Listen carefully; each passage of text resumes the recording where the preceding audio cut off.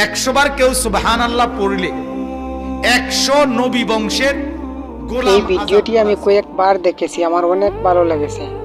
হুজুরের ওয়াজটি ভালো করে শুনুন। আমি অনেকবার শুনেছি, হুজুরের ওয়াজটি আমার কাছে খুব ভালো লেগেছে।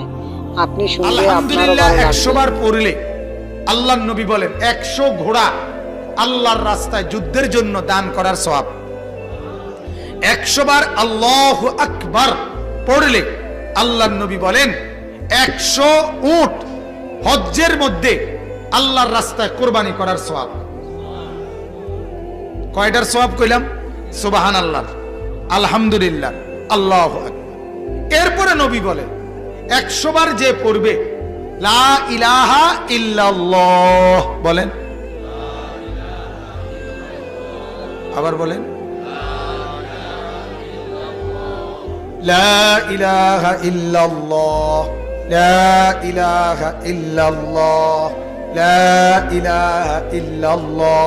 তাসবিহ পড়তে যেন তাড়াহুড়া না হয়, ঠিক আছে না? ইনশাআল্লাহ সুন্নত, সুন্নত হইলেও ধীরে ধীরে পড়া, এক এক নিঃশ্বাসে এক একবার পড়া। সুবহানাল্লাহ, সুবহানাল্লাহ, সুবহানাল্লাহ, সুবহানাল্লাহ, সুবহানাল্লাহ, সুবহানাল্লাহ, সুবহানাল্লাহ, আলহামদুলিল্লাহ, আল্লাহু আকবার। কয় আসেনি মানে না হলে না, দেখছি না থাকলে কি আপনি শান্তির দেশের থেকে কই ইরিনি তসবি আপনি কর, এটা তসবি, হ্যাঁ কিতা কইছেন? এটি কিতা না শয়তানি না বলি, মূলত এটা অবুঝ, ভুল পদ্ধতি। কি পদ্ধতি বলেন?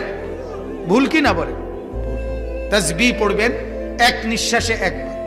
কয় নিঃশ্বাসে কয়বার? সুবহানাল্লাহ, সুবহানাল্লাহ, সুবহানাল্লাহ, সুবহানাল্লাহ, আলহামদুলিল্লাহ, আলহামদুলিল্লাহ, আলহামদুলিল্লাহ, আল্লাহু আকবার, আল্লাহু আকবার, আল্লাহু আকবার, আল্লাহু আকবার। এভাবে আসরের পরে, ফজরের পরে, নামাজের পরে যে 100 দানার তসবিহ পড়েন 33, 33, 34 বার, এটা এইভাবে পড়ে। যদি বলেন হুজুর আপনার সময় কম, তাহলে আপনি পড়েন না, বাবুরা আপনি অনেকের বেশি কামিল হয়েছেন, কামি করেন। কথা বুঝেন না? আপনার যখন সময় নাই আপনি পড়লেন, আপনি যখন মরতেন না তো আপনি বাতে খান। এজন্য ধীরে ধীরে পড়া। তো বলতেছিলাম 100 বার কেউ যদি কি পড়ে লা ইলাহা ইল্লাল্লাহ, লা ইলাহা ইল্লাল্লাহ, আল্লাহর নবী বলেন আমার উম্মত 100 বার সুবহানাল্লাহর নেকি তো হিসাব করে বললাম, 100 বার আলহামদুলিল্লাহর নেকি তো বললাম, 100 বার আল্লাহু আকবারের নেকি তো বললাম। আল্লাহর নবী বলেন উম্মত আমার লা ইলাহা ইল্লাল্লাহ 100 বার পড়লে নেকি আমি কেমনে বুঝাই রে উম্মত? আমি তো বলতে পারছি না, আমি তো ওজন দেখাইতে পারছি না।